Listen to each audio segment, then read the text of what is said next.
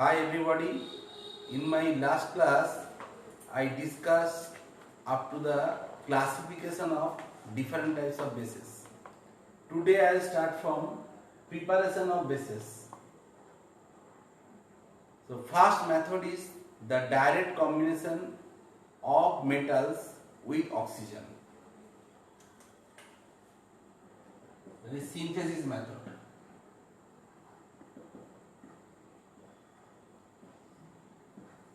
If we take metal like calcium, magnesium and apply heat in presence of oxygen, that will form the corresponding metal oxide. Or if we take magnesium, that will also react with oxygen in presence of heat, that will form magnesium oxides. So we know that these calcium, magnesium oxides are base. Next, we will discuss the action of water on soluble metal oxide or active metals. So if we dissolve these metal oxides in water, then what will happen? Next step, that calcium oxide reacting with water forming calcium hydroxide. So calcium hydroxide is a base.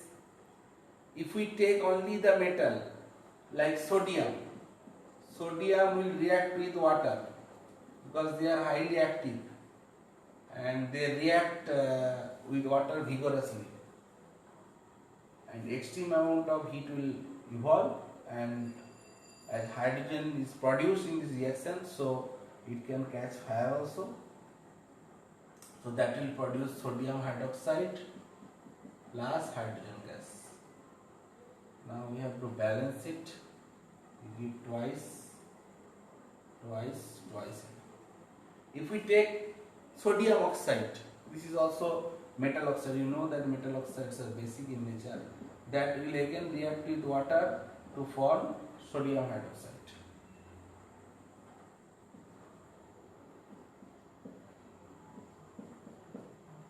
If we take calcium, calcium will also react with water forming calcium hydroxide and hydrogen. So here in this case we have to add twice H2O and finally it is balanced. So in this way we can prepare base. Next step, in case of less reactive metal like zinc and iron, they will react with steam and they will form corresponding metal oxide.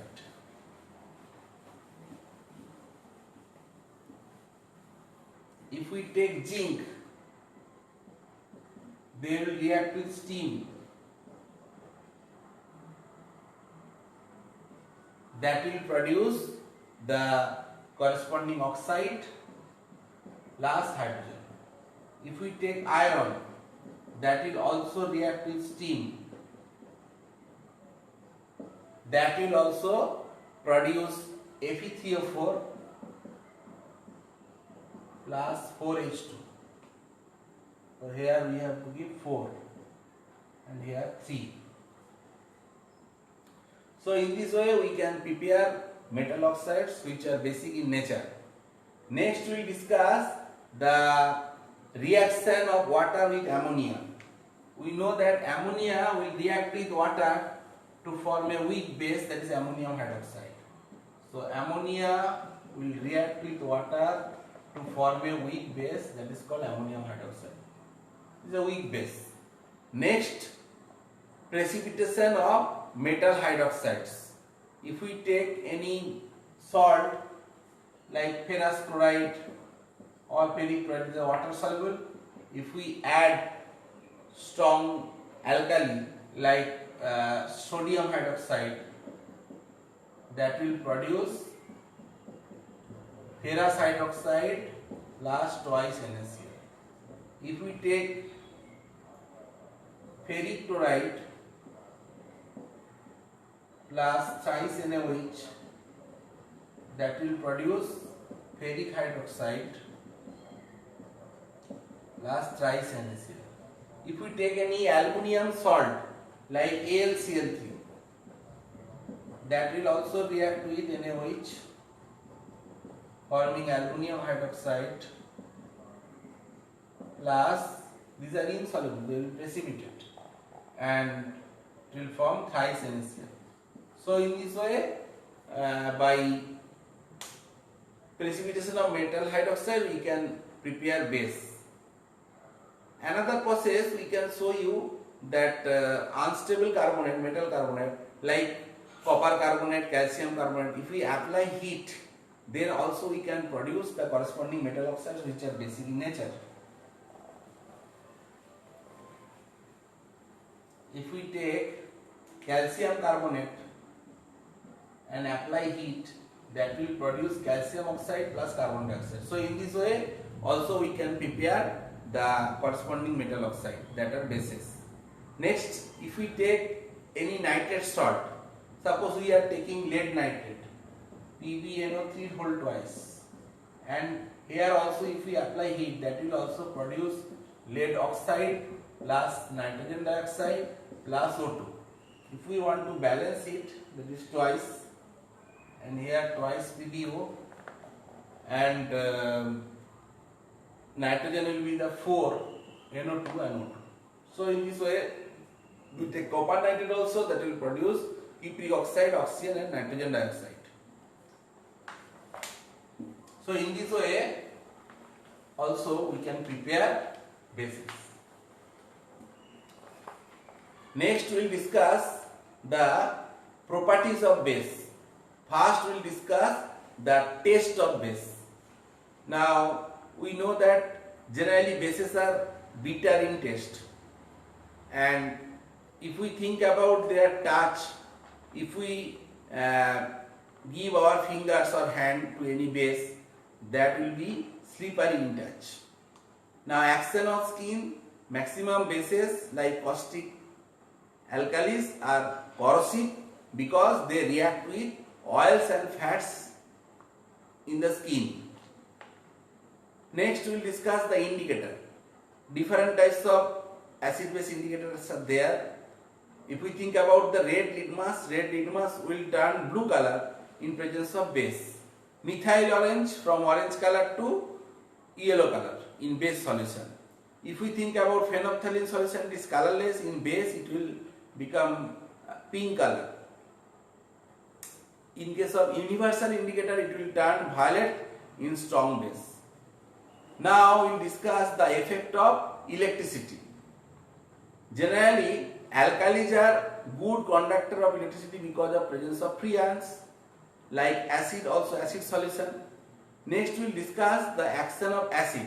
We know that the acid will react with base. So base will react with acid, forming salt and water.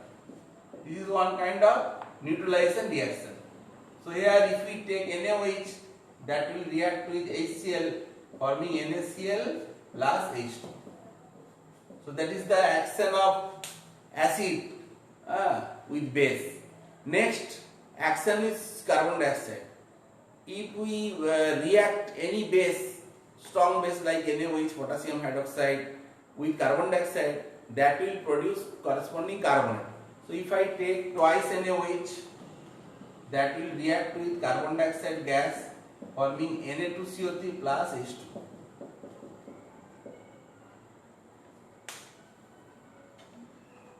Next we will discuss the action on ammonium salt.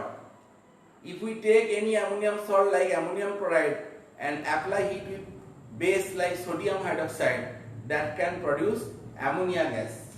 So NaOH will react with NH4Cl, that will produce ammonia gas plus NaCl plus H2, and that ammonia gas will turn natural reagent bound, and it has some pungent smell, and if we take some HCl vapor, that will form dense white fume, so that we can easily understand the formation of ammonia gas. Next we will discuss the action or with the soluble salts or metal. Like just now we have discussed, if we take ferric chloride, that will react with sodium hydroxide solution, that will form ferric hydroxide, that is reddish brown. If we take ferrous chloride, if we add sodium hydroxide solution, that will form dirty green PPT of ferrous hydroxide. Next, if we take aluminum hydroxide, aluminum sulfate or zinc sulfate, if we add sodium hydroxide, that will form the corresponding aluminum hydroxide PPT or zinc hydroxide, that is they are generally gelatinous PPT. Next, we will discuss the action of heat on the base, like hydroxides. Suppose we are taking the copper hydroxide or aluminum hydroxide. So copper hydroxide, if we apply heat, then what will happen? High temperature, it will form corresponding oxide, plus there will be formation of water. If we take aluminum hydroxide, it will again, if we apply heat, that will form also corresponding oxide, Al2O3 plus H2, thrice H2.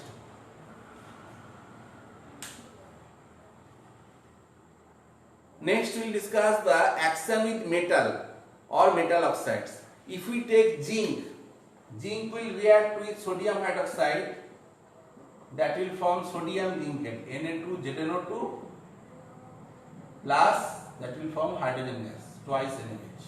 But if we take the corresponding metal oxides, zinc oxide, that will react with NaOH, forming Na2ZnO2 plus H2. Zinc oxide is amphoteric in nature, it will react with base as well as acid. Okay. Now if we take aluminium, there will be same type of reaction. Aluminium will react with sodium hydroxide and water, forming sodium aluminate and hydrogen. If we take aluminium oxide, then it will react with sodium hydroxide, forming sodium aluminate and water. Next we will discuss neutralization reaction. We know that acid reacts with equivalent amount of base to form salt and water, and this type of reaction is called neutralization reaction. Here the main reaction is H plus. So we are discussing about neutralization reaction. Here main reaction, any type of, actually if you think about this, NaOH plus HCl forming NaCl plus water, this is neutralization reaction. Here actually H plus reacting with OH minus, forming water. So in this case heat will be evolved. This is one type of exothermic reaction. And here what is the heat of neutralization? The amount of heat liberated when 1 mole HCl plus ions combine with 1 mole OH minus ions to form 1 mole of water. That the amount of heat is called the heat of neutralization or heat of neutralization reaction. And its value in this case, H plus OH, any kind of neutralization reaction, mainly H plus is combining with OH minus forming water. Here the value will be delta H at the formation minus 57.1, or you can write fast as it is forming 57.1 kilocalorie per mole. In all neutralization reaction, the amount of heat formation or heat of neutralization value is same. Now we will discuss the application of this type of neutralization reaction. If a bee bites us, that means it has acid, and generally it is formic acid, then we have to apply base to decrease the pain or for neutralization of this acid. Otherwise we can think about the wasp bite. In wasp bite there is base, so here we have to apply acid like vinegar, then we can reduce the pain, and this is also neutralization reaction. When we take too much food or during indigestion, there will be high amount of HCl secretion in our stomach. That time we are taking antacids. Antacids are mainly base, generally aluminum hydroxide or magnesium hydroxide, that will neutralize the excess acid. So here also we can apply this neutralization reaction. Farmers also neutralize the acidity of the soil by liming. Otherwise cultivation is not possible. If we increase the pH or if we decrease too much pH of the salt, then there will be problem and the growth of the plant as well as crop will decrease. Next, in case of astronaut, they are using lithium hydroxide to neutralize the HCl carbon dioxide. So in this way we can apply this neutralization reaction in our day-to-day life.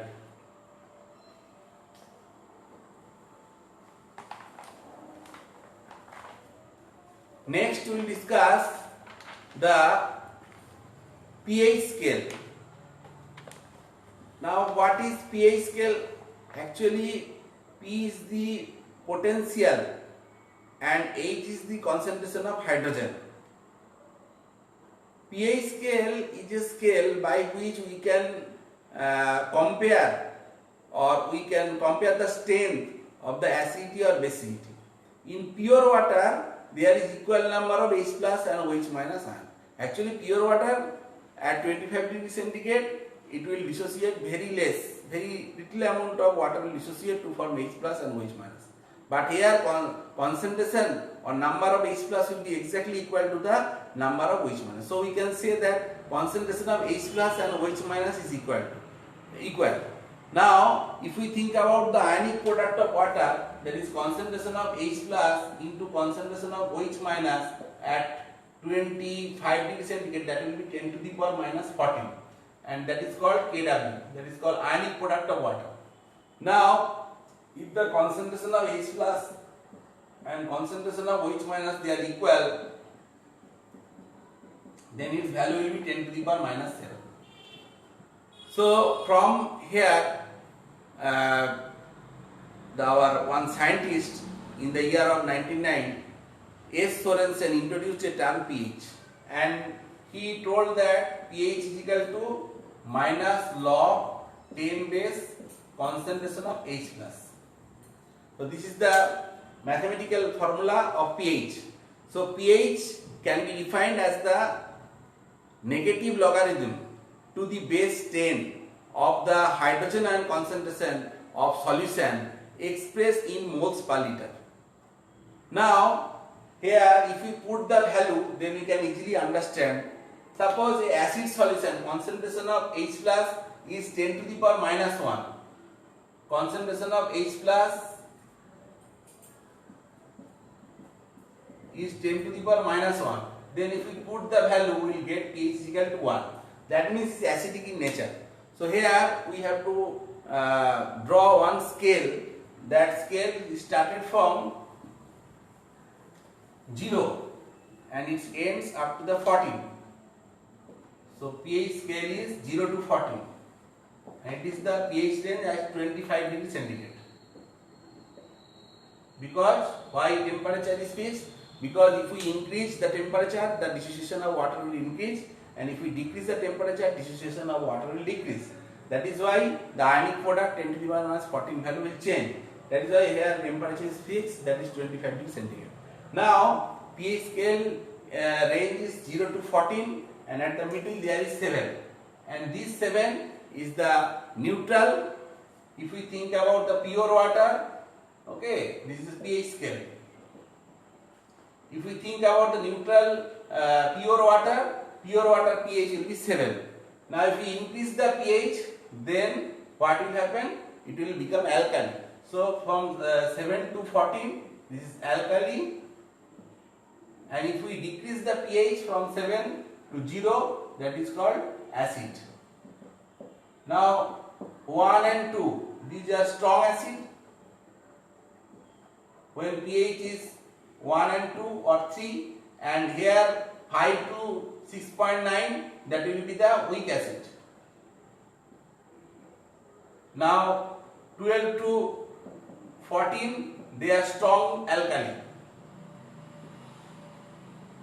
and here that 7.1 to 9, that will be weak alkali or weak base. So in this way we can tell that if pH is equal to 7, then concentration of H plus will be equal to concentration of OH minus, and it is the neutral condition. That is the pH of neutral, pH of pure water, that is 7, the neutral substance. Now if we think about the acidic, like we can take one example, HCl, hydrochloric acid. In this case pH will be less than 7, and here concentration of H plus is greater than concentration of OH minus.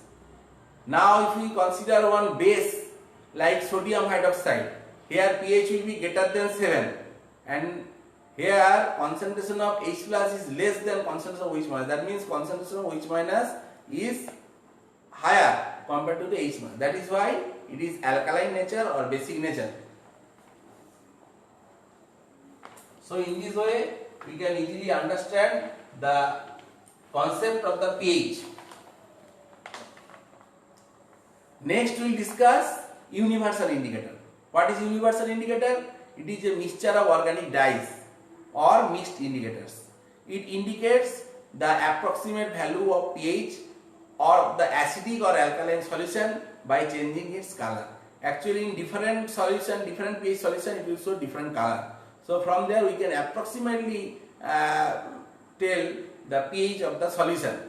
Common acid base indicator cannot determine the strength of the different types of acid base solution properly, but universal indicator can easily determine the strength of the acidic or alkaline solution.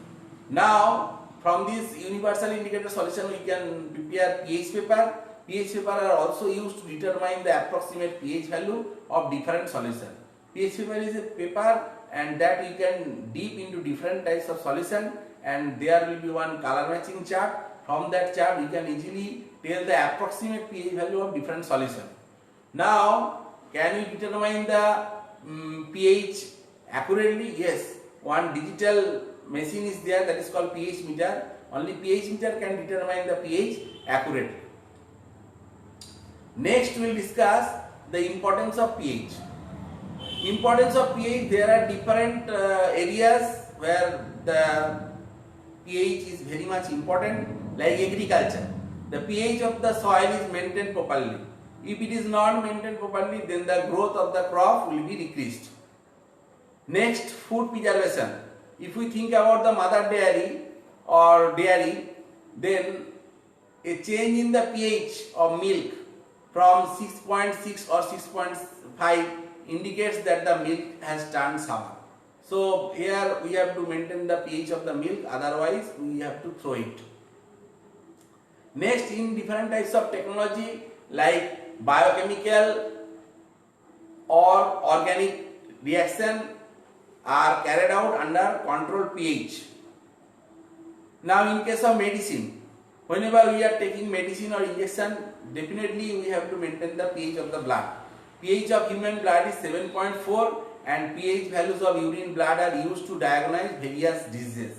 If there is any decrease or increase of the pH, if we think about only 0.2 unit pH is changed in our blood, then it will cause death.